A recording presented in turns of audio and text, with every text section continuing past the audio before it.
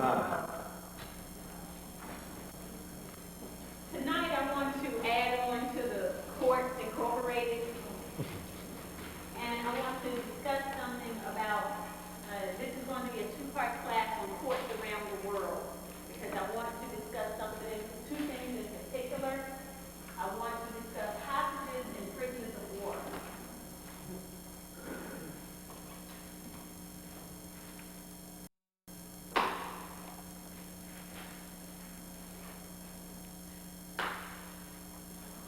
Courts around the world. So before I get into the courts in all the different other parts of the world, I need to discuss, also this is a prerequisite to the classes on the different battles, the Revolutionary War, the Crusades, the Spanish Inquisition, and all those things, the Battle of Waterloo. I need you to understand certain terms and understand certain stratagems, if you will, before we get into those classes. So, I also wanted to discuss the terminology and some of the things you may be you're familiar with some of these words. And let me start here with a battle versus a battle. Some of us took the time to go to the reenactment of the Battle of Germantown on Saturday. We found it to be very interesting. We got a lot of attention, people wondering if we were part of the show. They didn't show them the news. I kept watching and seeing my phone. You didn't see any feathers. They had, in order to film that thing, they had to be very careful to edit out, because there is no way they could take footage of the whole thing, because we were there for both reenactments. They would have to edit out any sight of a feather. They edited out the whole thing. All right, well, I'm certain that it would have been very difficult for them to show the footage and everything there without showing the feather. They would have to edit it out. All right, so you understand that the term battle as B-A-T-T-L-E, what we have commonly seen, and we always see, and we never see it spelled B-A-T-T-E-L. So on Saturday, Charlene is being facetious as she is. They had on a table, we were going in to take a tour of the mansion, which was a courthouse, which they are not depicting as a courthouse, they're depicting it as a residence. On the table it had Battle of Germantown, it was spelled B-A-T-T-L-E. So she said to the guy, this is misspelled. And he said, actually, you're right. I wonder who did that. I said, it was my boss.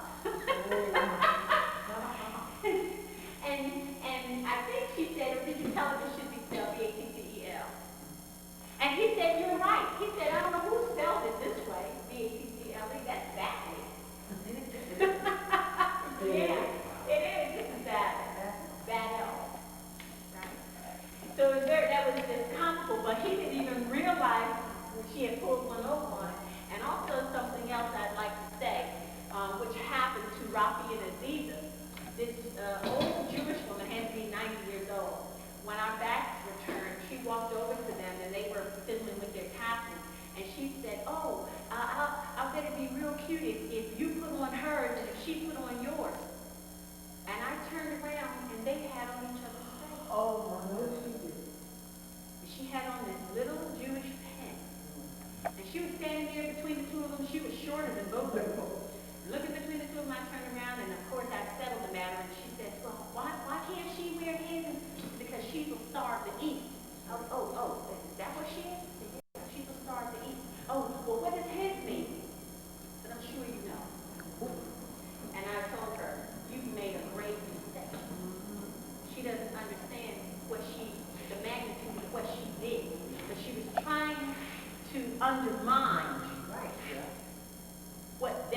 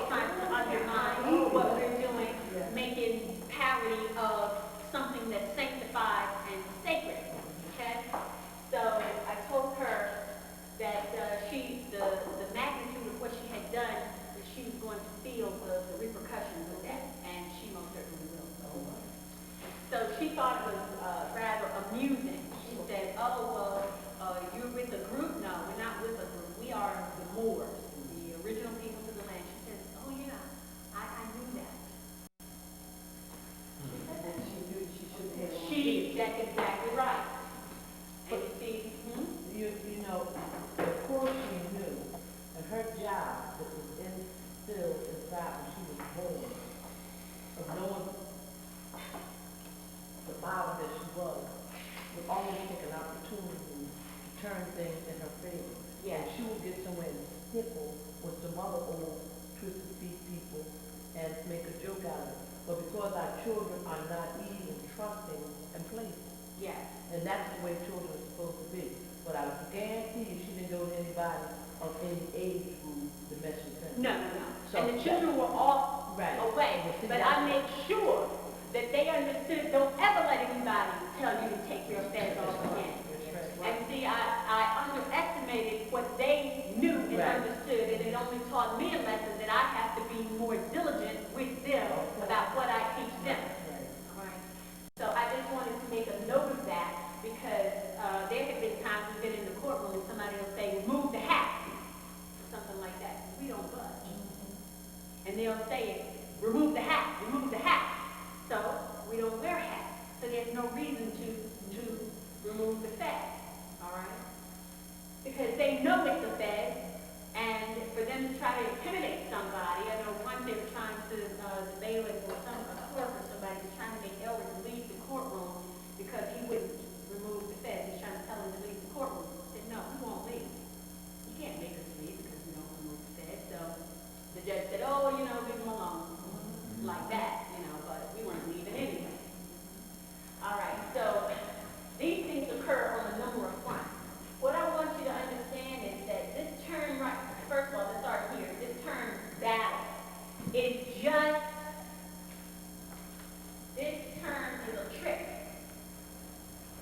B-A-T-T-L-E is a trick on the part of these people like the Jewish lady to trick you into thinking that it is a physical battle where people are out there shooting and killing and maiming and stabbing and, you know, a physical battle. But this Battel, you know, is the real battle, and it is a battle at law. And this is why those who would trick us want us to think that all these battles are out there on a battlefield. And they will go so far as to create a national park. They'll cut the grass, put some little site maps, and put some little posts out there with some historical information and some little houses, huts like they have in Valley Forge, and then say, oh, well, this was a battlefield. This was a battlefield. And everywhere you go, if you observe these battlefields, you wonder, was it open ground like this at the time of the battle?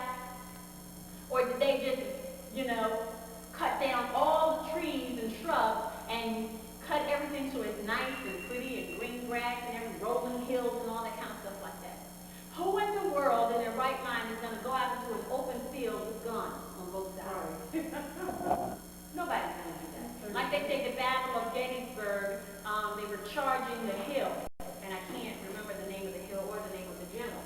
But he's charging the hill, and the Union soldiers are up at the top of the hill, all their guns shoulder to shoulder, they're pointing down the hill, and the stupid Confederates are charging the hill, running up the hill. Who does that? Nobody. It makes absolutely no sense. They lost 10,000 soldiers at Hamburger Hill just like that in Vietnam. Yeah. Just like that. The hill must have been about 3 miles high. And they were charging the hill instead of using their air to bombard the top of the hill. And That's they, not how that they, happens. they lost 10,000 soldiers like that. That's a lie. That's a lie. The only way you're going to get a bunch of people, men or women, to charge a hill when they know there's a bunch of guns pointing at them from the top of the hill. The only way you're going to get them to charge up a hill is if they don't know what's at the top. And if they're told that they can safely reach the top. So they're charging the hill because they are going to command the hill that's vacant. And their own troops come out of nowhere and start firing on them. That's the only way that happens. Nobody, no general, no officer or commander is going to have a bunch of their own people go up a hill and kill all their people off like that. Somebody at the top, you don't even have to be a marksman or anything. All you have to do is fire in the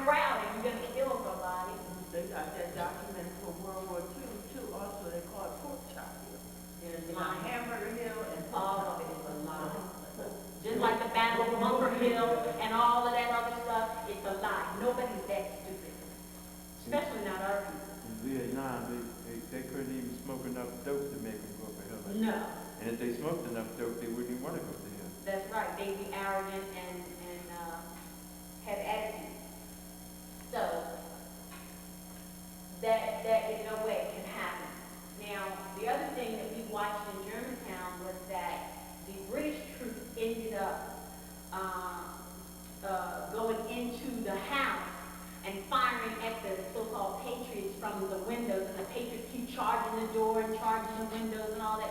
That is absolutely stupid. It's so stupid, it's just phenomenally ridiculous. That, remember we talked about the Battle of Jamestown and Jamestown Fort, and we said how many Indians does it take to kill everybody inside Jamestown Fort, and we said one. That's right. All you have to do is wait them out and burn them out. A wooden fort. A wooden fort. Charge at night. Burn it up at night. I mean, you know, this is so stupid. So if they got 100 soldiers inside of the house, come on now. And it's a single house. Reenactment. It's so stupid they can't justify it because there's a lot of men who have to take so much time to reload, and they all shoot at once. Right. So they're all empty, and they all have to stop and reload. Yeah, well, they supposedly shoot in, like this group shoots, then the next group shoots, then the next group shoots while they're reloading like that. But even if that being the case, most of the firearms during that time period could only shoot one time. Then If you lay down it a was fort, done. what will hit you? Right. Then it was over. It wasn't a matter of even reloading and getting another shot. You could only get one shot. That's how You long have it to was. stick the thing that ride down in there, push the pellet down in there. But see, the key about a firearm is that it has to be clean. That's why they spend so much time cleaning them, because they have to be clean lest they misfire or something goes wrong. That's exactly right. Plus, they didn't have the benefit of the bullets that you see today that are in metal casings. They wrapped the gunpowder in paper. That's right. And put like it would be like they show you this like this. You would have a little metal ball about so big, and, okay, call that your musket, whatever it is, your firing ball, and then they would take all the gunpowder, like that, and it all be laid laid down on a sheet of paper like that, and then you roll it up into the paper. And then that becomes your bullet.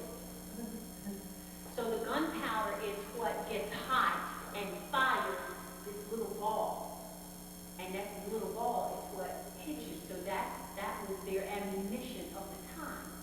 So now, after it fires one time, how many times do you think you can fire a firearm with that thing, the barrel getting dirty, and then you can't use it? You have to stop and clean it. It's not like the bullets of today that had separate chambers. I mean, the firearms, they have chambers, and each bullet is in a casing and shoots out of the chamber and doesn't leave the residue. But after a while, it will leave residue, just not as quickly as this. That's why police officers and all, they go through that training and all that stuff like that, and they're trained how to clean their firearms. You know, it's amazing because you had a guy with the firearm, and he came up to me in Jamal, so he started talking about the battle and how they had to do the weapon, how they had to clean the weapon, how they had to load the weapon. And there were about 4 cliches that he came out with that we use every day. What was that? And I can't recall, but I'm sure Jamal probably able to recall. All right. But it was 4 cliches he used that meant 4 disastrous things happened. Mm-hmm. And all of them was about that rifle. Mm-hmm.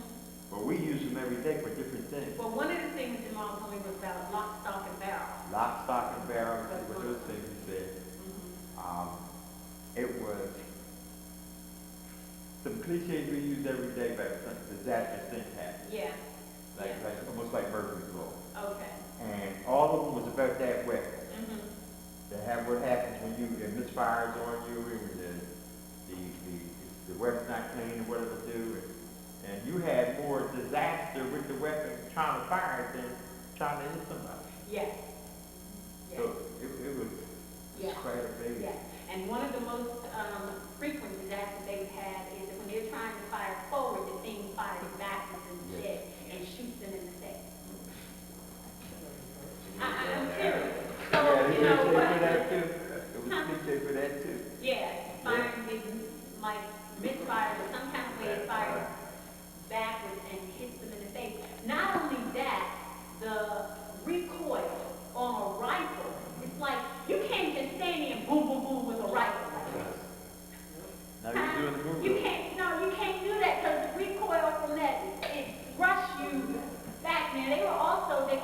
had cannons out there.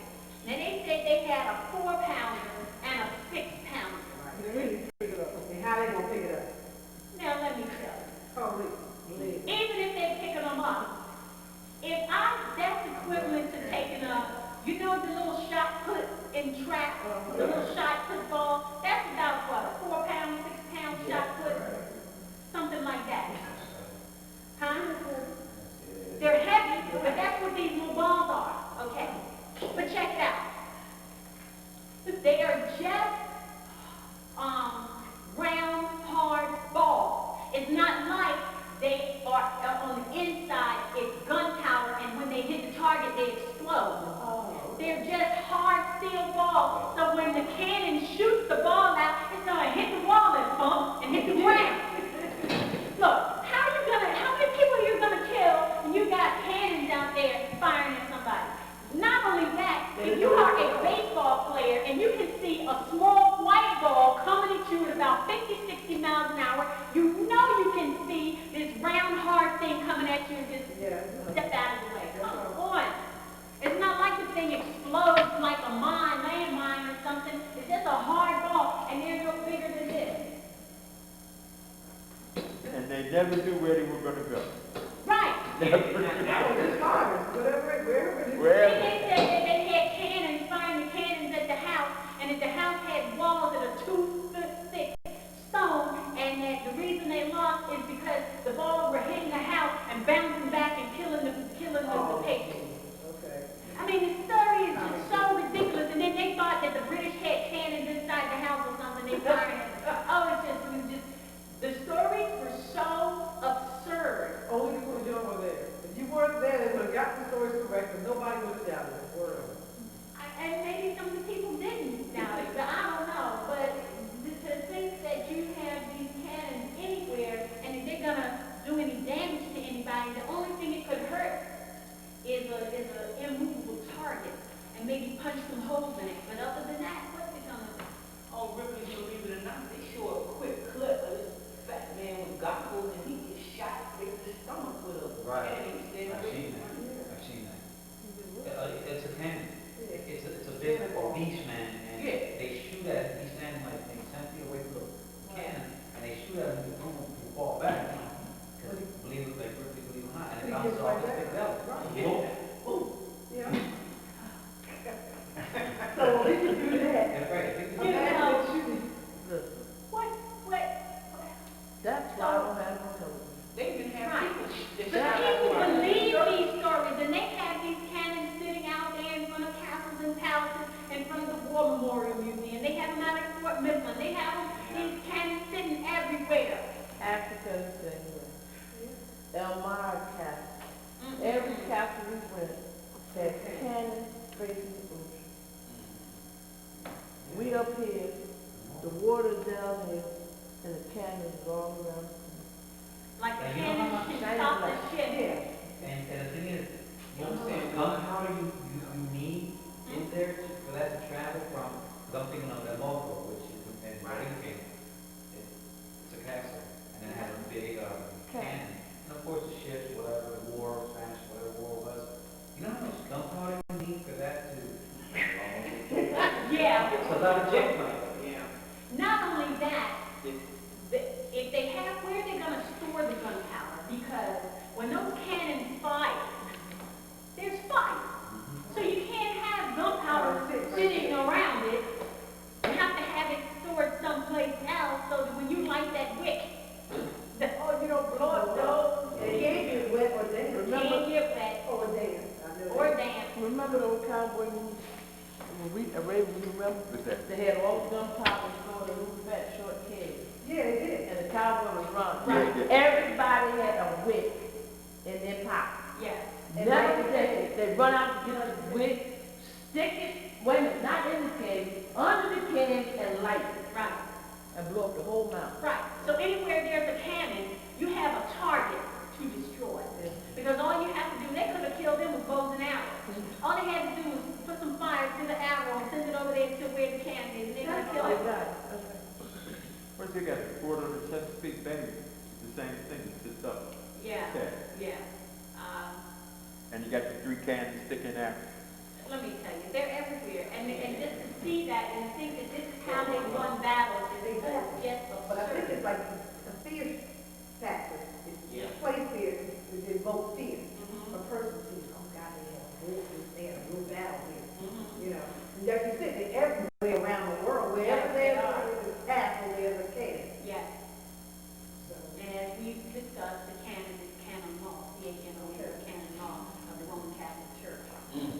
So now, that again takes you right over to this side, the Battel, which is law, which is on paper. It's on paper. And as we know about the true mansion in the Battle of Germantown, it was a courthouse. So Battels take place in courthouses. And this is where everything that once belonged to the Moors was lost in court Battel. Court Battel, on paper, at law, is how we lost just about everything. Because they tricked us into thinking that we're waiting for some war with some soldiers and all that other kind of stuff like that. And so they build up a big army, a big military, a big navy, and all that kind of stuff like that to frighten the whole world into thinking this is how we take you over. But it's not. And so everybody's so fearful of the arms, of the firearms, of the physical weapons, guns, missiles, tanks, all those things. They're so busy looking over there where the trick is. which is war. And the demonology. Exactly, but the real deal is in the courthouse, which brings me to hostages.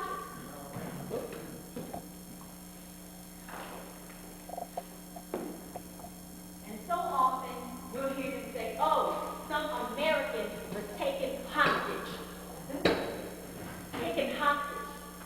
Hostage means absent law. When somebody's taken hostage, they're saying that they were taken outside of the law. A hostage means that somebody was kidnapped.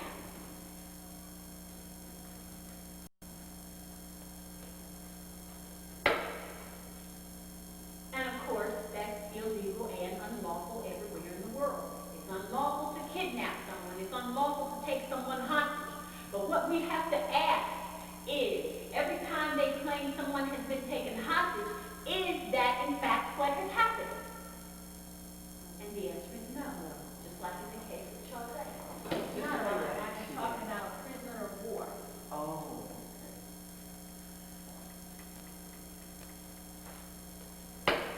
What causes someone to be a prisoner of war?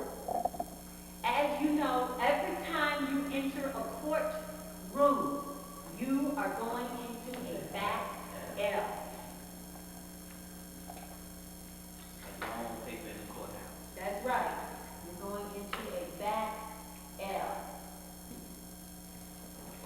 A battle is defined as trial by combat.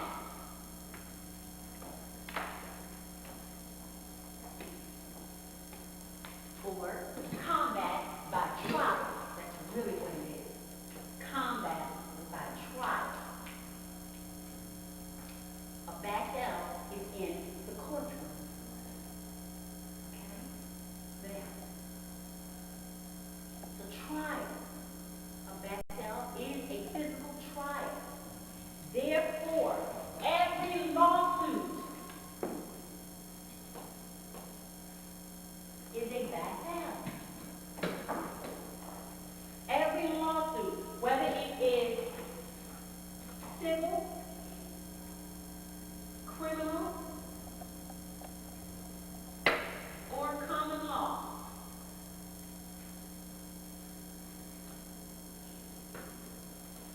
they are all battles.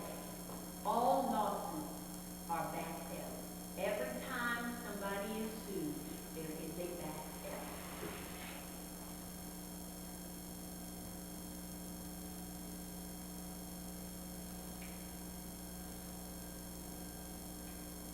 These things are significant for us because every time we lose a battle, they end up getting a prisoner of war. Do you know what they call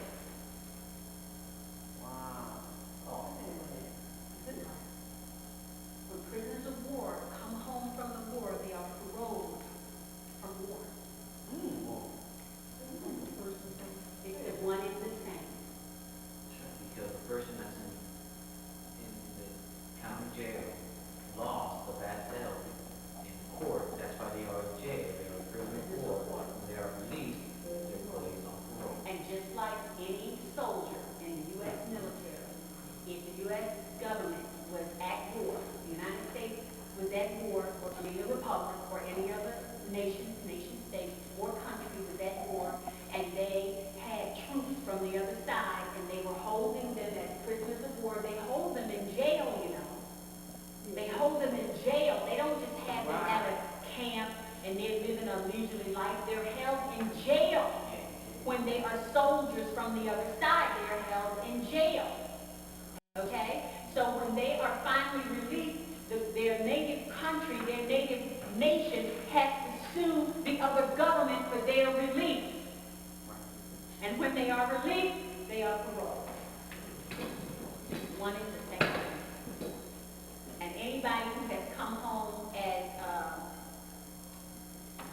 what were they called? They weren't called Missing in Action, MIA. They were, remember after Vietnam, the United States Republic was negotiating for a few years to get the prisoners out of there, out of Korea. You call me patriot. Isn't that what, Jesse Jackson just did a few years Yeah, he ago? went over and got, that's not. I'm going to talk about hostages, but I'm talking about when we know there's armed conflict and the soldiers of the military have been taken. When they were negotiating to get the prisoners of war out of Korea and out of Vietnam because they were saying they were being mistreated over there and all that kind of stuff like that. They were actually being made to go down into holes in the ground and narrow holes in the ground and keep them in holes in the ground, bury them up to the neck. I mean, all kinds of stuff like that, punishment and stuff like that. Y'all remember hearing about stories like that? And they were trying hard to get these soldiers back home. But wouldn't they call them repatriated when they got them back? Repatriated? I'm sure that's one of the words they use, yes, for patriots, but there's also the lawful word for getting them back is their parole prisoners of war. Same thing. Do they have any special conditions set Yes, forth? they have conditions, and one of those conditions is that they cannot fight in war again. Just like somebody who comes out of the county jail or the penitentiary is on parole, there are things that they are not allowed to do. So the soldiers who were captured in a war, as prisoners of war, when the native homeland sues for their return, one of the things that they have to agree to the opposing side is that this soldier will never see war again. That home country cannot use them ever again in war. So that's why it was very, it's very, I don't say powerful, but it's a great thing when they actually get an officer. When they catch an officer, prisoner of war, they actually reveal that even better than catching a regular soldier. Because that soldier, that regular captain or whatever, that regular officer is not going to be able to go to war again. That's correct. And one of the other reasons that they like getting the higher officers is because the higher they are in the military means the higher the level of their crime. You see, when a prisoner of war is taken, they're sued in the other country. Right. It's the same thing like being in your home country and somebody files a criminal complaint against you and they come and arrest you. A prisoner of war in a war is arrested. Right. For crimes of war, for crimes of murder and things like that. So when they go into the other country, into the enemy's territory, and they're caught, the enemy country puts them on trial for murder and crimes of war against their people. They're actually on trial, and they're held in jail pending trial. That's what's going on. No, you don't look at it like that, but that's what it is, yeah. They did Oliver North like that. Like which one? Oliver North. He was a ranked officer Right. for Vietnam. Right? And he was back in the United States and he was working, I think, some part of the government when it was found out that he ordered his men to go in and wipe out the whole village over in Vietnam. Okay. And they actually took him to court. He went through the trial. Who took it? The U.S. government. United States government, because he broke the rules of engagement. Nation, right. Well, the rules of engagement are court rules. They are federal rules of procedure. Right. In other words, they're international court rules of procedure. So he broke the court rule. Right. So he should have been court-martialed. But he was the prisoner of war, and then he was released back to the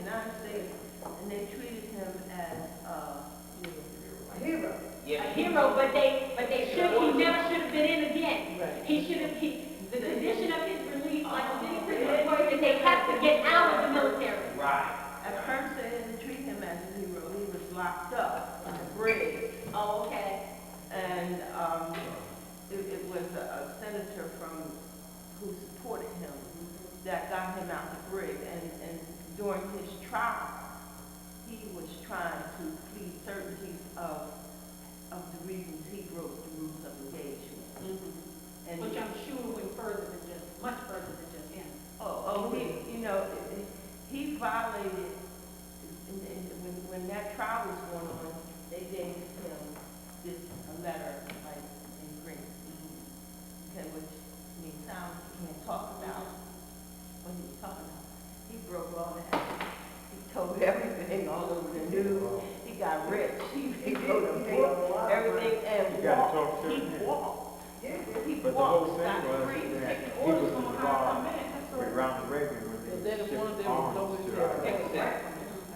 And he was part of that deal. Yeah, I mean, And, But you see, here again, you're talking about arms, and yes, that was one of the things about his trial. But when as soon as you say arms, you're talking this side. He wasn't on trial for anything that happened on this side. Battle.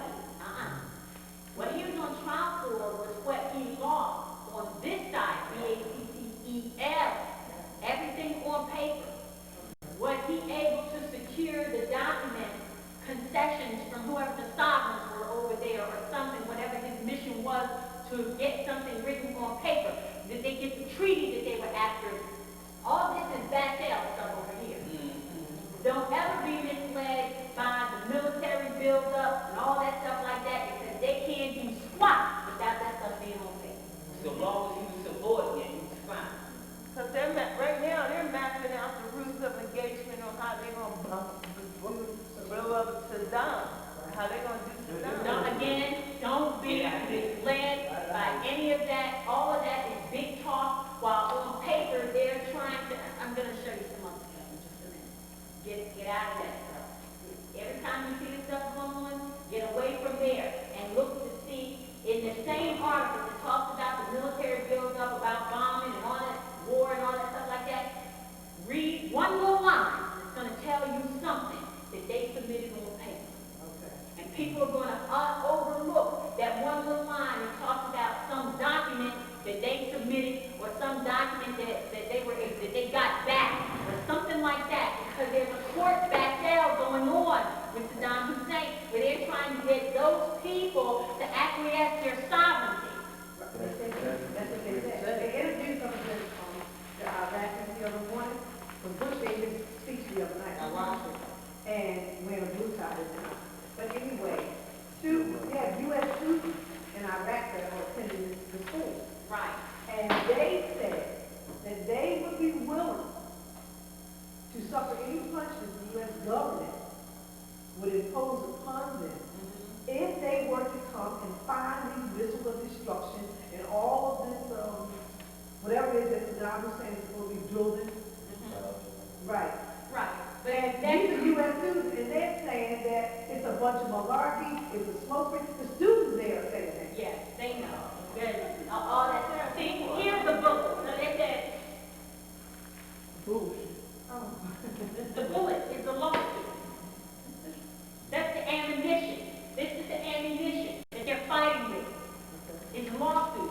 So they want the people to sue their own leaders Right. for mismanaging the government, for malfeasance, for high crimes, for treason, for acts against the sovereignty of the people. They want the people to sue the leadership and get the leadership out. They can't go there with guns or anything and depose the leader.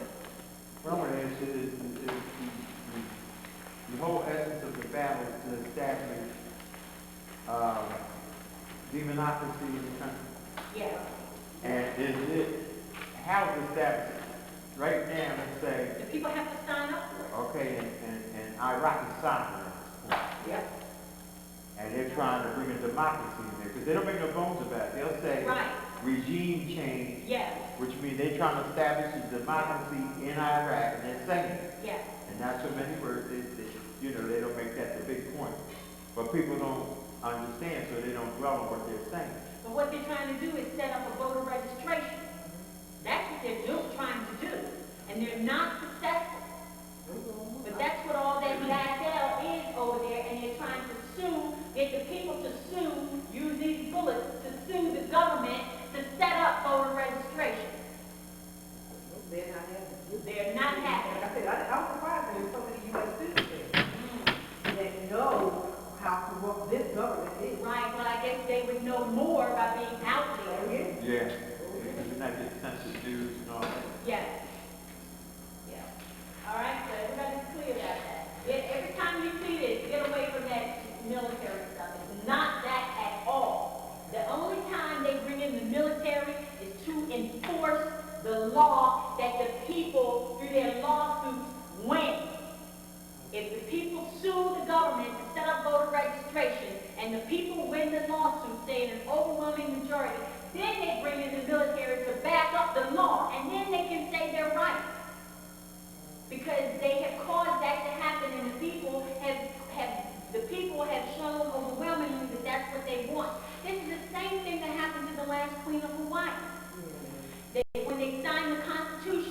tricked the people into agreeing that they should have that constitution, that would somehow protect them because the kingdom had fallen because they had no more funds in their treasury because they signed those treaties and got rid of the royal revenue. So after they did that, then the government couldn't support the people the way it had been doing, and then they got the people to agree that since the government is not supporting you, come join on with this constitution. So after they got the people to agree to be in the constitution, they can bring the military with its weapon buildup and everything and kick out the queen. That's what happened. Let me tell you, the people have to do it. Yes. They are no longer a state, correct? They are no longer a state. That is correct. Nope. They call themselves the Independent Kingdom of Hawaii, but I did not tell you who the king or queen is. I did not. But actually, I saw a lawsuit on the internet the other day where some of the I guess they call themselves the ministerial or cabinet or something over there in Hawaii had brought a lawsuit against William Clinton. This was in 1996, I want to say, a mandamus lawsuit against William Jefferson Clinton for the deposition of the last queen of Hawaii. So there is a lawsuit out for that. Oh, so let me ask you something. How can they go from being a state to not being a state?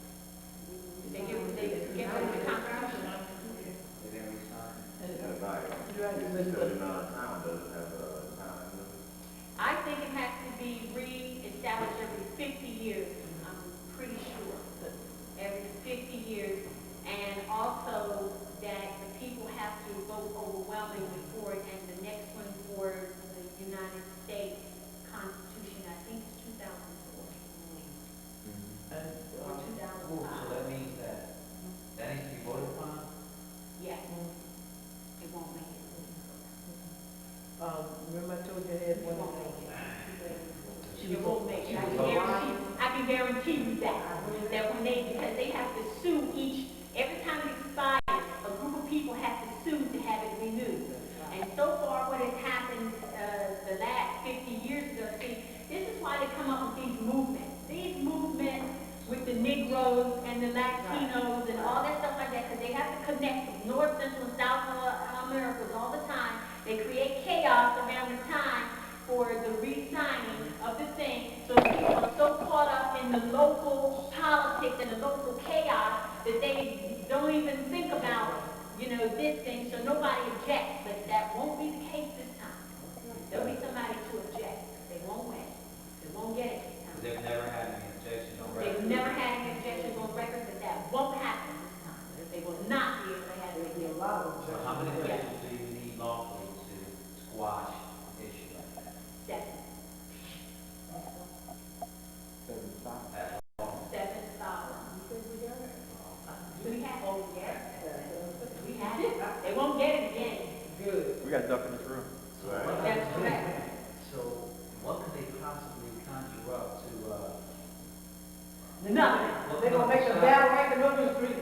We gotta have a They're gonna start marching and carrying on, I predict, but nothing is going to stop it because the time has come to end it. And when the time has come for the Zodiac to say it's over, there's nothing you can do. You can jump up and down and rant and scream and pray. You can do anything, but nothing's going when to she speaks, it shall be done? She's a fat lady. She's a fat around. That's what she said. You remember, Queen, I was talking about the Hawaiians that went to base Martin where Shane used to go, and the mother said we have to go home. So I said, where's home? And she said, Hawaii. I said, why? She said, yes. They must have voted in 2000 or either 99, and it was like 13 of them, and all their children. And they all left, like, whatever month was like January, and they stayed over there to wait. They had to be there 30 days to vote. They all stayed there the 30 days, and she came back. She was so happy because the voting got rid of whatever they was going to get rid of and turn it back to what it was. And I said, that's before I knew what we Well, know that now. happened, I believe, in 92. No, they just That Hawaii, no, but she went while her sons was in the daycare. Alaska's not in it either. No. I don't know. Alaska's not in it? No, Alaska Somebody- Huh? It'd be- No, I mean, Alaska did not renew their contract. I said maybe Puerto Rico or No. Puerto Rico, not Spain. I don't, I mean, but they didn't re-sign their contract. They have- Well, Alaska, Yeah. I don't know when theirs was. It might have been before Hawaii. I don't remember, but they're not in the union. No, they're not. So why is, Borinquen, No, they don't understand. why are they having difficulty with Borinquen? What do you Their mean? possession, they're not, for Puerto Rico. They're a commonwealth, that's their problem. They're a commonwealth, and that is their problem. They need to come out of there. It belongs to the United Nations, anybody belongs. They don't belong to the United, they can't belong to the They United can't, Nations. not as a Commonwealth. They are a territory of the United States. Right, that's what I meant to say. Yeah, they're a territory of the United States, they're a commonwealth. They So they don't, can have protection. right, they had, I believe, I want to say they are allowed to have a member of the House of Representatives, but they cannot have senators. Do they have sovereigns? Do they have Like sovereigns? Virgin Islands, they have members of the House of Representatives, but no senators. Exactly. Are there any sovereign nations in the United Nations? No such thing as a sovereign nation. Any sovereign country? What would this be called? You can't be sovereign and be in the United Nations. Well, But you don't go together. You have to give up one to the other. You have to give up your sovereignty to belong to the United Nations. So, let's say an issue comes up in Borinquen, goes upon something. I can actually go there and, What should they do? They should vote to get rid of the Commonwealth. And go back to being a part of the Moorish Empire. They have to get out of there. That's the problem. That's why they were trying to have a treaty with Japan. They can't have a treaty. They're a Commonwealth. They can't. They're not allowed. They be trying to add it to the scale too for quite some time. no, okay. Oh, the United States has been trying to, yeah. Sure. Yeah, but they won't come. They don't even have a treaty with the United States. They do. They don't do it. Today, right, they don't have one. Right, they don't need one. Now, since we're talking about the battle and everything, I want to talk to you about a bayonet. You saw this news yesterday. I thought it was so amusing. That's when they run through with the bayonet. Right.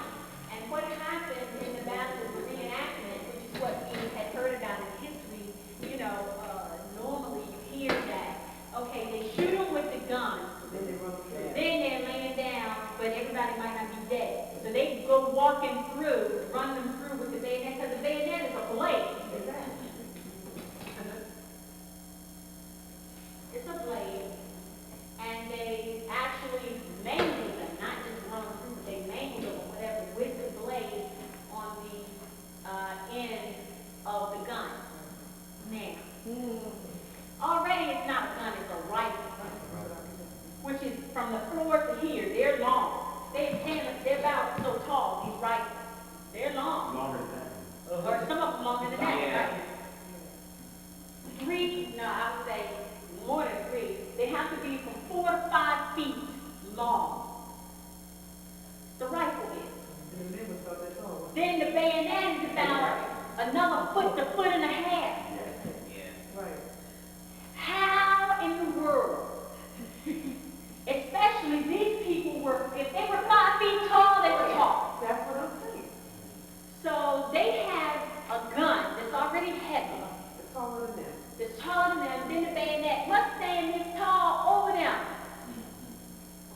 And they're going through stabbing people with this heavy. Chinese. Right. Right. Come on now.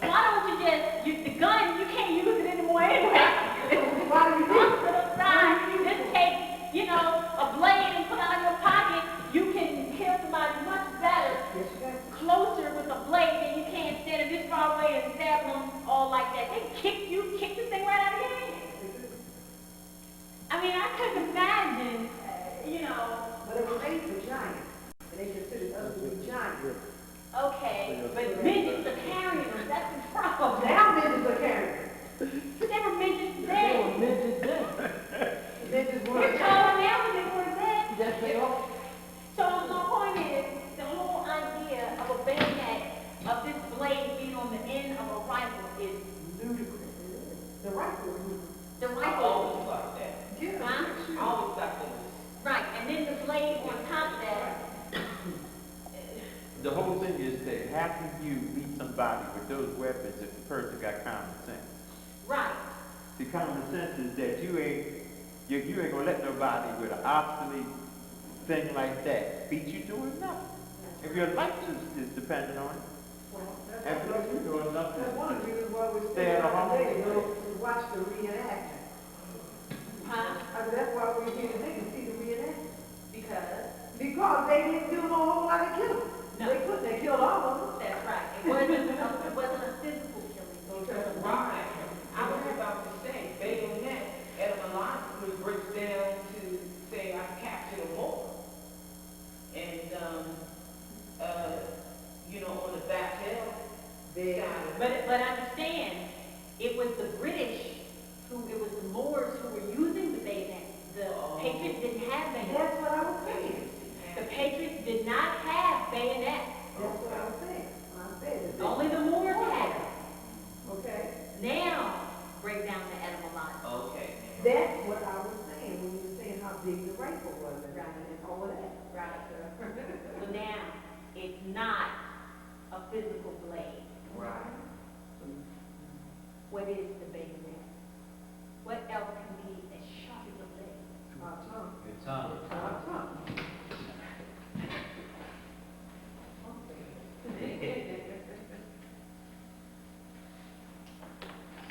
And now, when they spoke in the courtroom, because all of this is in the Battel, right?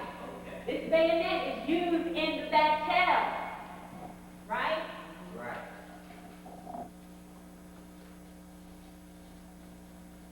Used in the Battel. The bayonet is used in the Battel. Now, every time the Moors used the bayonet, the colonists or the patriots cried foul. Oh, that's not fair. Oh, they considered the bayonet to be so barbaric. They didn't know how to use it. They couldn't use it. They weren't trained in how to use the bayonet. And every time the British would resort to using bayonet, oh, they were trembling with fear and they were so afraid whenever the British would pull out these bayonets. So what happened in the reenactment in Germantown, after they shot them all, because the British were in the house shooting at all the patriots outside, they fall down dead. So then the British come from back behind the house and come out into the field and put on a bayonet and start, imitating rather, going around the field, killing these patriots who are already down on the ground, wounded. Now, what is the bayonet? That at the end of the day, the British come out and use the bayonet to finish off the wounded. It is the law. Right. But what exactly are they exercising?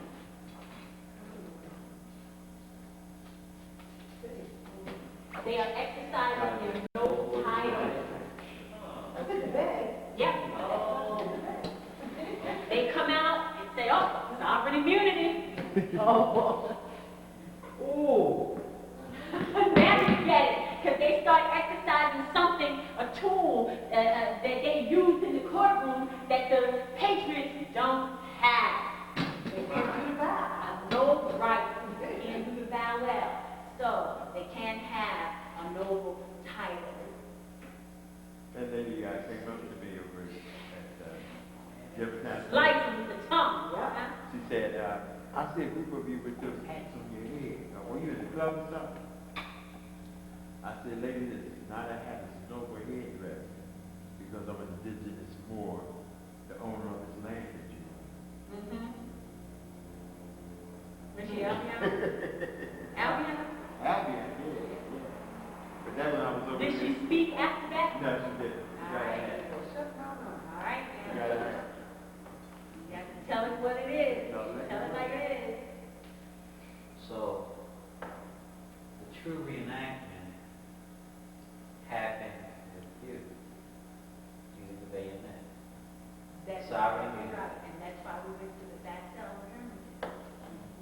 That's why they had, and that's why Don't they, you love it? and that's why they covered up with the red bag. The red bag. And then some of them This was is a true reenactment right here. It's a true reenactment. We coming to show you what we're about to do too. Green said, did you tell them that? And we you tell them it was a court battle? She knows that I. That's correct. But we got away from using that. We got so far away from using that. Remember the lady you were talking to in the house about, the courthouse? Yes. The lady inside the library? Yeah, because we were asking her a lot of questions. I was just saying that because, what was the question you just asked? Which question? Why didn't we just tell them it was a courthouse or something? No, I was saying we were addressing a group at that point, and we had been talking to the group, and the Queen asked me, did you make them aware that it was a court battle? And I said, yeah, we talked about that. She continued to instruct them on what had taken place, and they were. Well, you know what I said to the lady, which I think you may be thinking about. I said, look, George Washington lost the Battle of Germantown, and he was court-martialed for losing it. Now, since he lost it, what I want you to tell me is, at what point did the Patriots come back and win? She said, well, there was only, I said, was there another Battle of Germantown? No. Well, wait a minute. So if George Washington lost the Battle of Germantown, then what you're telling me is that the British currently occupy Germantown. That's right. It's the only logical. And she said, no, She said they no. lost the war. Because they lost the war and we kicked the British out later. Oh, no, you didn't come back and tell me, give me the bottom line, what happened in Germantown. What British is she talking about? No, that's us. And The British hun. we know that. That's right. Tell her about the document we saw that had the red seal. They had the red seal beside Benjamin Chew's name, a red seal, but it was supposed to be a survey document. And she said, oh, here's the Mason-Dixon line. I said, really? Oh. Another court document. That's correct. The Mason-Dixon line. All right. So here's what happened. The bayonet, which they put the bayonet, and they actually said that it's called bayonet, named after a city in France, Bayonne, France, where it's supposedly invented. All right. But one of the things I want to share with you is that the term bay is an honorary crown.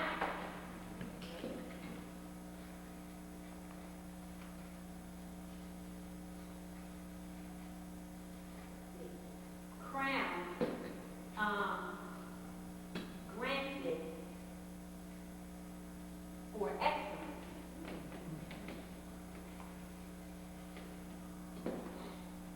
You also hear the term holding someone at bay. Yes.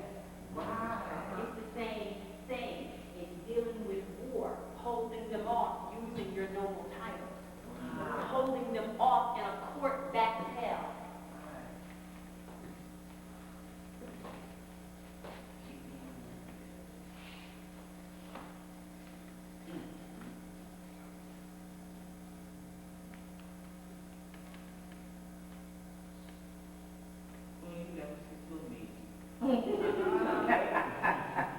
You thought you knew it all. I used in a court battle, holding someone in bay, using your noble title.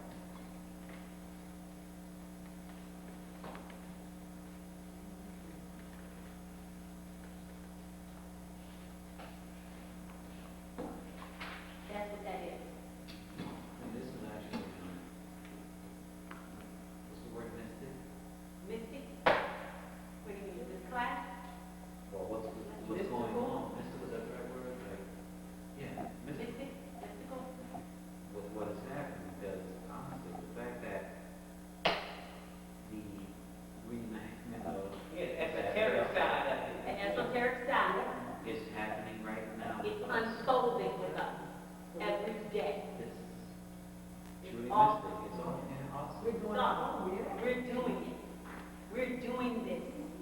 And so the very places where they're looking for this to come, it can't come from those places. Because those people who are profane don't understand that there's an esoteric side, a spiritual side, where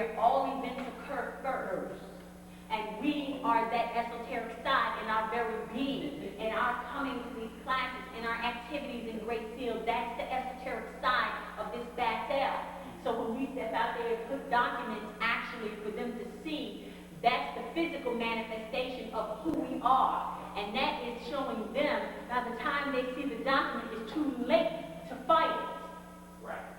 That's what they don't understand. By the time you see the paper, the battle has been won. They can't fight it. They can't fight it. And I know I've been in my new position for 3 days now. Oh, okay. KI, they cannot really know. Well, who are you? And how long did you work upstairs? Where did you come from? Who do you know? I mean, it's questions like that. And I tell them that I am that I am sent me. I don't understand. Is that, What kind of answer is that? no, is that something that only you know? I said, maybe. Or ones who look like me. But the ones that come through that door, those Albion, they know. Yes, they do. All I need to do is have a ring to kiss. Congress said, tell them to kiss the ring. I said, no, I ain't telling them to kiss no ring. Yeah. Because it's not me. But they're telling, I want to interview you because I'm now definitely the first woman to ever hold that position in the register of words, in the history of the register. Right. First woman. The first woman, the whole first Are you one. first agent? There's never been any but me. I am the beginning and the end. Right. All right. All right, Do there you that. go. That's spoken. Okay? All right, let's No, move you on spoke. to discuss. You spoke it. Yes, we all do. You Right? spoke it. Let's move on to discuss a couple of other, what I call war terms, war terminology. Right now, I would like for those of you who have the law dictionary to please look up this word battle. You hear the term assault and battery, but you also hear the term of battery of soldiers. Yeah. What, pray tell, is a battery? What is a battery? To hit or bang someone. Yes, you're along those lines. Let's hear it. You ready? Come on up here and read it. All right. Come on, Clifford. Read it with passion. It's loud. Intentional and wrongful physical contact with a person without his or her consent that entails an injury or offensive touching. Whoa, start over. Start, read it again. Intentional and wrongful physical contact with a person without his or her consent that entails some injury or offensive touching. You got that? That you hurt someone physically, right? Intentionally and even maliciously against their will. Okay, go on. Criminal battery. Criminal battery, that's what we are. Defines that the unlawful application of force to the person of another may be divided into 3 basic elements. 1, the defendant's conduct, his mental state, which may be an intent to kill or injure or criminal negligence. Wait a minute. Whose conduct is it now? It says defendant. Defendant's conduct. You hear that? It's a defendant's conduct when you're talking battery. Okay? Right there, you're talking court. Yeah. Battel. B-A-T-T-E-L. When you see the term battery, you're talking Battel, because they just said there's a defendant involved. So that lets you know there's a criminal lawsuit. Got it? All right, let's go. His mental state, which may be an intent to kill or injure or criminal negligence, or perhaps the doing of an unlawful act. 3, the harmful results to the victim, which may be either a bodily injury or an offensive touching. What might otherwise be a battery may be justified, and the consent of the victim may be, under some circumstances, constitute a defense. Read that part. The harmful result to the victim, which may be either a bodily injury or an offensive touching. What might otherwise be a battery may be justified, and the consent of the victim may, under some circumstances, constitute a defense. What is the victim? The consent of the victim. The consent of the victim may sometimes constitute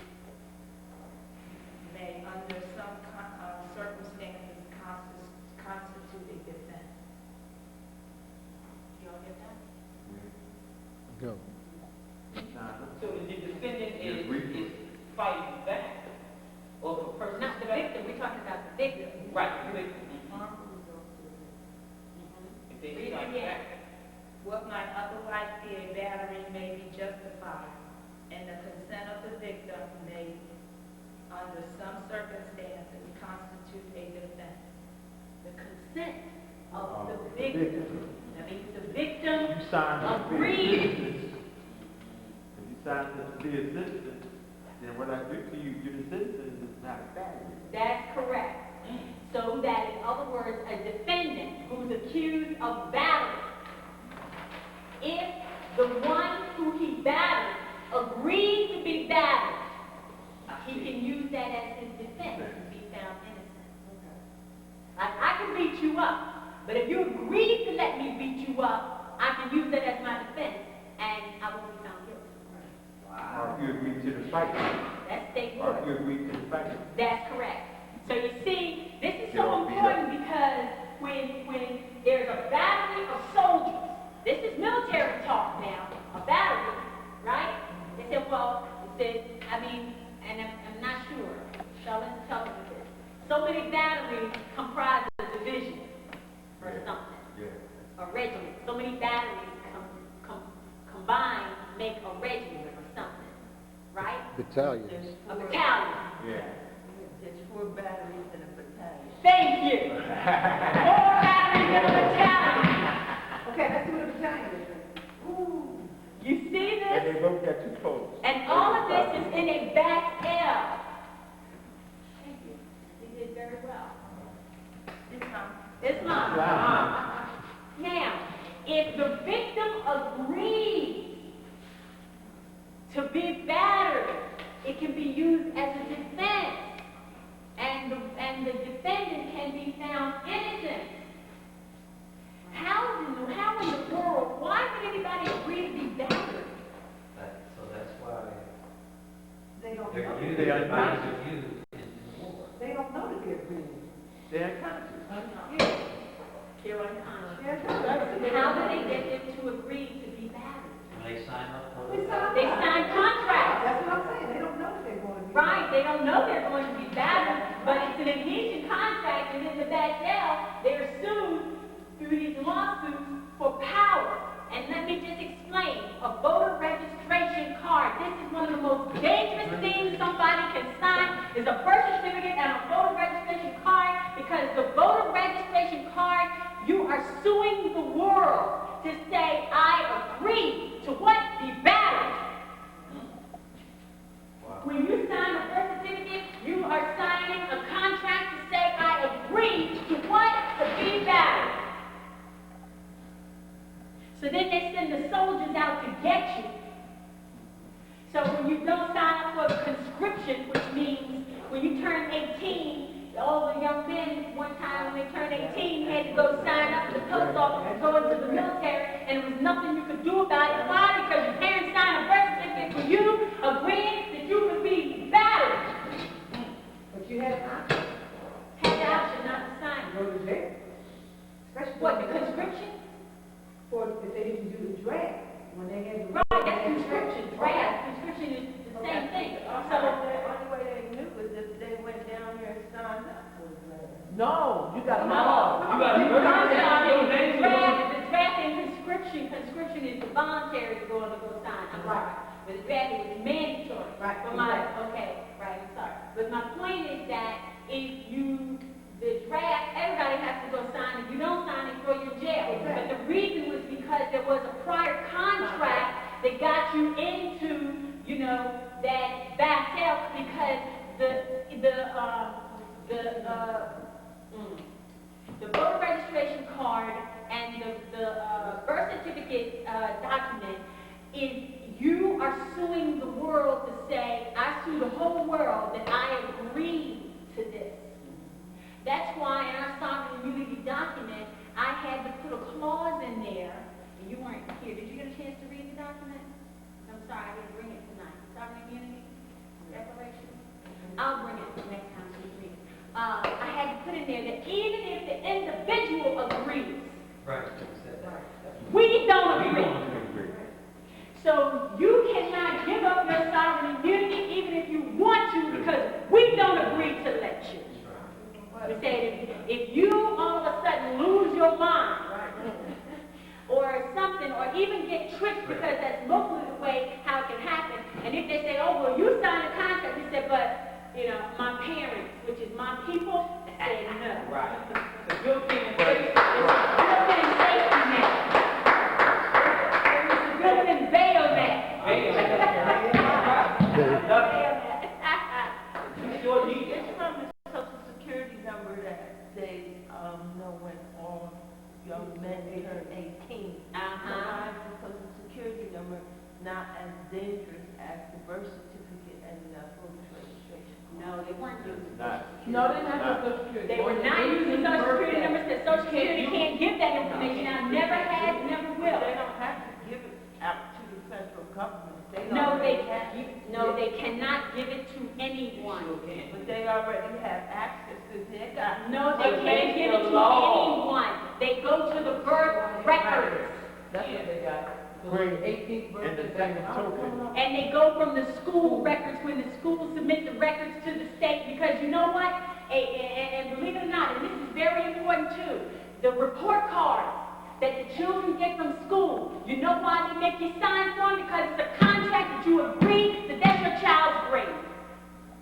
And they take that contract and they send them in, and that's why our children have a hard time getting to school, because we're signing the contract that is the birth certificate. I mean, that is the report card. Not also that allows. And let me just share this with you too. I'm sorry, Ray. Let me just share this with you. On the report cards, like when my children get the report card, there's something up there I don't agree with. I tell them, see, I go right to the school, I say, I don't agree with this grade, I'm not signing that report card. You better change it. They have to prove to me, and I want to see all the things, the work that my child did, to prove to me that they deserve a low grade. I will not sign a report card unless I've seen that information, because when you sign a report card, it is a contract, and that contract follows that child every year.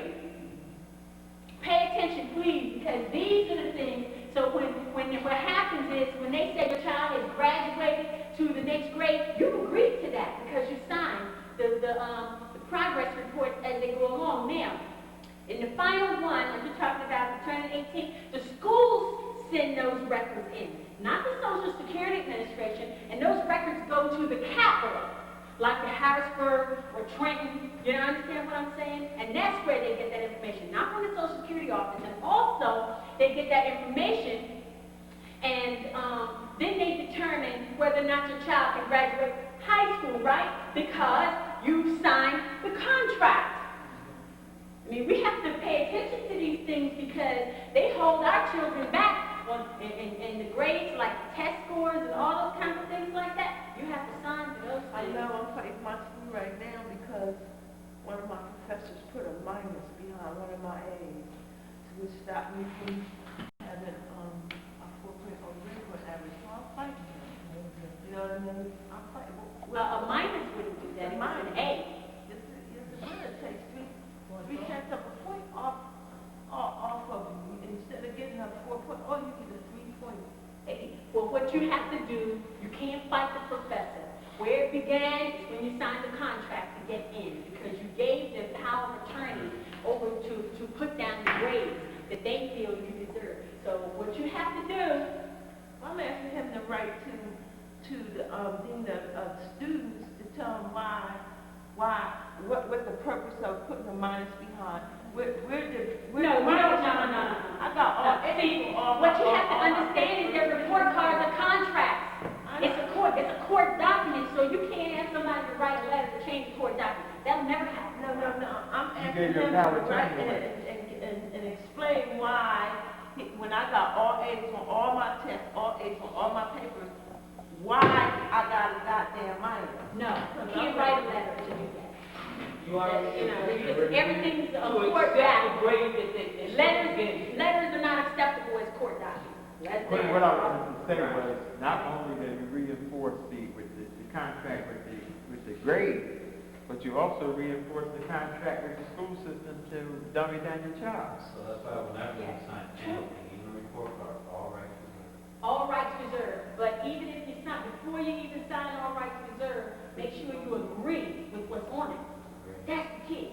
Agree with what's on it, because you are the ultimate one that's going to decide if your child passes or fails. You see what I'm saying? You decide that, yes, sir. So you saying when you sign up for classes, don't sign it? Don't sign what? You know how you sign up for classes? Sign up for class. You have to sign your name. You need to read the contract. Most people go into school, to college, they just go sign up, get me in, I pay the money, whatever it is, financial aid or something like that. There's a contract involved with it. It's not on that paper. You're saying You, just like when you fill out a driver's license application, there's a contract behind it. Go find it. Yeah. It's there. He- Ask them, what is it, what are all the parameters involved? Because the contract is simple as the policy of the school relative to grades, to what the professors have rights to do, what are your rights as a student. All that's part of the contract. Go read that stuff before you sign up, so you know what you're signing up for. And then when you sign up, you need to issue a declaration back to the school, issued from you, sealed by us, that says the things where you're reserving rights to certain things that you will allow or won't allow. As part of the policy, particularly things that are part of the policy that you don't agree with. You need to get those things eliminated out of that understanding. Such as, if I do not agree to the grade that was To given the me minors. by the supervisor. Exactly, that kind of thing. You can't do it through a letter. It has to always be through a court process. And is everybody clear about battle? Yes. About a battering soldiers, why they can send in a battle and do all kinds of harm to everybody. Now, the battering soldiers, they don't come with guns like you think. The battering soldiers come with all different kinds of things. They come with Bibles and Quran. They come with the doctors, the white coats, with the stethoscope around their neck. They come in the form of clinics and nurses, practitioners in those clinics. They come with needles. They come with papers and documents, and the school system said, oh, just sign here. It's not a big deal. These soldiers, this battering occurs in so many, because you're talking about physical harm. So when you give somebody an immunization charge, they shot, that's a battery. Especially in the army, they teach you what it's done. Boom. You're on top. They also come with suits and All this neckties. battle. They also come with suits and neckties. With nooses, Nooses yeah. around the neck. Let you know what they're going to Don't do. think that there's all types of physical violence that people can impart on you, and it's considered, it's battery. This is so. These are the things they charged us with in their Declaration of Independence. Yes. Yes, it is. The exact same Yes. thing. Mm-hmm. Oh, they treated us terrible, and, oh, Because all of this stuff was going on. no reason. Do we teach them to do this? Yes. Because this is like. We didn't, I would say we taught them to behave and Not to do us. all the harm that they have done. We taught them how to have a system of government and to operate. They have taken it, the maliciousness to the 9th degree. No, I do not think we taught them that. And it was to govern themselves, not us. Well, like I said, this is too divine, too, like masterly divine, for them to concoct this type of idea. Yeah, it has to only be taught. Right, but it's Stuff. how you use it is Right. the thing, you know what I'm saying? Yeah, absolutely. It's the cliche, the hunter gets captured by the game, Yes, okay? And it's basically, that's what it is. yes. We're nothing meant to be under this system. It's a strange thing. It's like, I had an uncle who once had a dog, and he used to always cook the dog's food. And we used to, oh, you're spoiling that dog. Why are you always cooking the dog's food? And The he dog would said, not eat from anybody unless it was cooked. You would know that. that's correct. Oh, sure. He would only eat cooked meat. He wouldn't eat raw meat, so you couldn't just put a piece of steak, or even dogs who had the kid in front of that dog wouldn't eat it. See, that was part of the secret. And the other thing he said is that he will only eat cooked food. That also means he does not have the hunt, he'll lose his hunt instinct. So he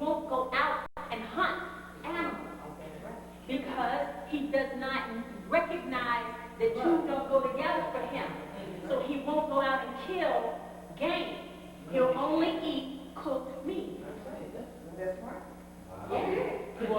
He wanted a pet, not a hunt. And that's the same thing that happened in the island of Dr. Monroe, when you watch and see what happened, that the one animal for the first time killed the rabbit and ate the fresh meat of the rabbit, and then it was all over.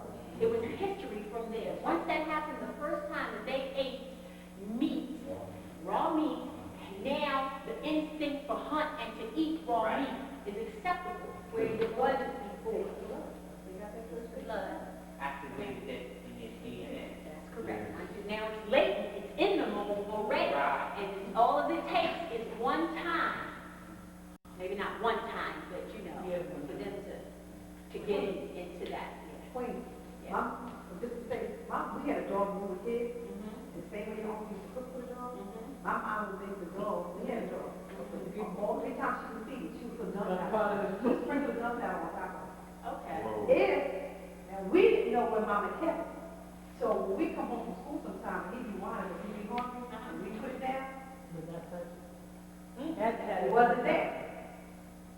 So when you said don't cook for him, I know exactly what it was. Okay. I know exactly what it was. Okay. So the gunpowder did what? Maybe And big my mother did that. They were consistent then. Yeah. Okay. So we used to feed it when she wasn't there, when we get from school, we would just give it to her. And the dog was meat. It was me. But he knew us. Right. But we would give him the food. Right. He wouldn't eat it. Right. So I said, you're so stupid that you're not home. Right. Like, you knew. You ain't where's the stuff to go on top. Right. He was conditioned already. Trained. Yeah. Okay. But the thing about the gunpowder is that the Dey-Twah family was the ones, when we went to Fort Mifflin, the guy there, the tour guide mentioned that the DuPont family were the ones that supplied the American Revolution with gunpowder. They've been supplying to all the wars. And they, you know, What you mean, the paper? But Mama gives you gunpowder to the right. Right. But, yes, he did say that they were the ones that supplied the gunpowder. Okay, I'm going to end this tonight. It's just so, I just have to finish with one thing. I'm going to close with one thing about the bar, because we talked about that. The bar. Now, you know where the bar is in the courtroom. Yes. This also ties in with being behind the bar. Yes. Because once you've given up the jurisdiction, even when they claim the thing and you're behind the bar, it's bar. You got behind the first bar in the room, so now they have other bars to hold you as well. All of it is to bar you from exercising your rights.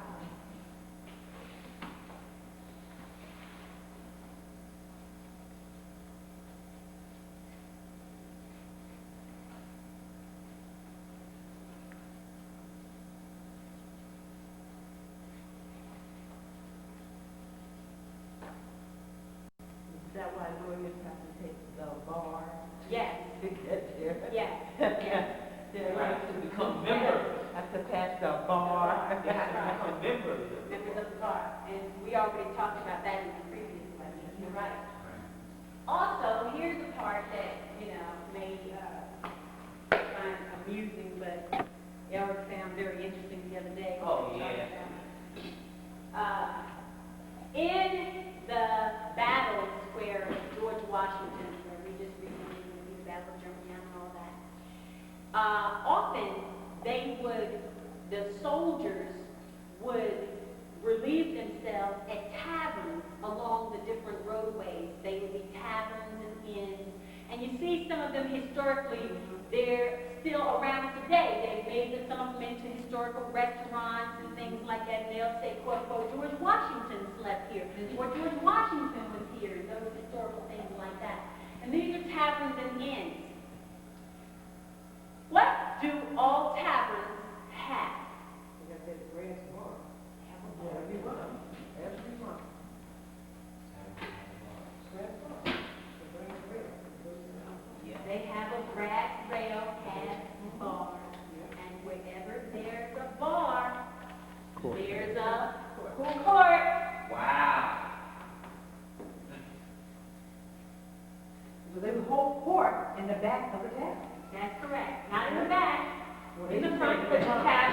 was a local Okay. courthouse. Okay. The taverns were local courthouses, and that's why his troops were always at the taverns. They weren't there drinking and getting drunk. They were holding court at those taverns, and it was at those local taverns, which were community taverns. There were local courts. It's where those battles were fought and won. That's why he took it. That's correct. You Wow. know, in the old westerns, that's what you That's saw. what you sure did when it They got were to holding right, right in the, right in going the right bar. into the saloon. The saloon. There Right it into the saloon. That's right. Make it stand top. Boom, boom.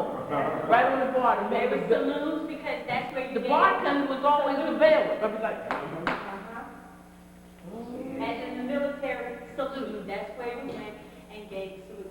And that's why in the westerns, in the movies, they always talked about the saloons as being rowdy places where the prostitutes hung out and all that kind of stuff like that.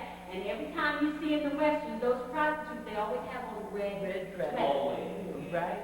Because Red the local courts were ruled by the women. Okay. They were matriarchal. Okay. So that's and Miss Kitty, that's right. Kid with the violence. But that's right. That's what she was. Yes, it is. She was representative of the matriarchal power of the Moorish woman in those doctrines. And Marshall Phillips was acting like the Marshall for He protected From the them. work for the constable. Yeah. right. And the constable, bailiwick, was in that local courthouse, is where they held court. Okay. And the house mothers running around all that stuff. And then they bastardized it and acted like it was us, Right. Moorish women who were the, Trousers. yeah, but what was the word they would call it, the madam Madam, of yeah. the saloon, Yeah. whatever, but it was, Yeah. I bad told her, I've been in there for huh? Yeah, that's what that was. So they had to bastardize it to have us not want to be in there. Yeah. Yeah. And tell those lies, that's not what that was. Remember the ladies used to get the thing and said, come on out, Bill, or whoever called it, husband outside. Remember? They would get enough nerve to walk in. They come stumbling out drunk and everything. But when you look at some of the old movies, like I want to say Pale Robert or Clint Eastwood or Josie Wales, so in the end, he ends up, in the very end of the movie, he walks into the saloon. And the marshal, who is the bounty hunter, the marshal who's been looking for him all the time, I guess he saved the guy's life somewhere along the way. And so he's bleeding, he's wounded. And he comes in there, he comes into the bar, and the guy's sitting over and says, well, if you see this guy, Josie Wales, tell him he's wanted, or whatever like that. So there's a final court battle that occurs in the movie, but they don't really show it like it's a court proceeding, but that's what's going on in Josie Wales. Wow. All of them. Pay attention to the saloon scenes in those westerns, and you're going to see the court battle unfold. Wow! Sometimes it ends with death. They would say It ends with death. Yeah. Right. Let's go into the gallery. Yeah. All right? Everybody? And sometimes it would end right in a duel out in the street because of L. It takes 20 paces. 20 paces, 20 days. On fire. Turning fire, but they're talking about fire your weapons, which is your paperwork into the court. And they played it out in the street as if it was a duel, and they're actually walking 20 paces and turn around and shoot each other. That's not it. It's in the courtroom, that's where it happens. So pay attention to those saloon things. I love Western. Old Western. But we didn't have a thing. Huh? I said we didn't have a thing that was playing Oh, yeah. The shootout at the OK Corral. Shootout in the movie Tombstone. Look at the movie Tombstone. In fact, I'm going to get it because I love that movie. The one with, Half Derek and, oh, you mean the actor? the one with Val Kilmer. That's the one. Don't get Wyatt Earp, because that's the one about Tombstone 2. But get the one called Tombstone. The one with Val Kilmer. Yeah, I have that. You have that? Oh, yeah, that's the classic. The shootout at OK Corral. Good. That, they have famous saloon scenes there. Yeah, the Magnificent Seven. Magnificent Seven. Yeah. Yeah. hang them high. You know, it's never- All those Clint Eastwood movies, Right. have these, in there. And everybody, I don't care when they got wounded, they always drag themselves right back to the saloon. And also, all the arguments occur in the saloon. Right. It's arguable. That's right. Or also that Will Smith movie, Oh, the Wild Wild West. Wild Wild West. That's what that was. Okay? That's what that was about too. Same thing. They had some wild scenes in there with the woman in red dancing up on the table and all kinds of stuff like that in the Wild West. Well, I like TV shows, though. Also in that movie, there's a scene where they show this huge map on the wall and shows Great Britain from the East Coast all the way to the Mississippi. What? It says Great Britain. Get And out. which one is it? Wild Wild West. Wow, with Adam Brand? No, No, with Will Smith. Well, he's Adam Brand. Right, right. Okay? Just imagine how these actors are playing these movies, they're Asiatics, and have no idea. None. No clue. Right. Over their heads. And you see how. So I'll leave you with this tonight, but we're not finished with this. We're going courts around the world. We're going, this is, well, I don't know of courts around the world, but there's some terminology, so then I can take you into other places of the world with this terminology and show you how the same terminology shows up, place after place after place, all around the world. I know the Italians say salute before they take a drink, and they celebrate. They They say say salute. If you Right. sneeze too. Right. Right, salute. If you sneeze too. Right. That's giving honor to the court. Right. That's salute, you're giving honor to the court. That's what that is. Because it's at a 45-degree angle, actually. Whether they're doing this half or 45-degree angle, whether they're saluting like this, 45-degree angle. Salute. Stand over 45. We stand on the 45, right? They stand like this, and they salute like that. 45. At night, the weapon is also a 45. That's right, right. Always on the game. All right, so everybody clear? We learned something interesting Ooh. tonight. It's gonna be just as good as next Wednesday. I'm not going to do astrology until Charles gets back, so we're going to keep on this path with the court until that time.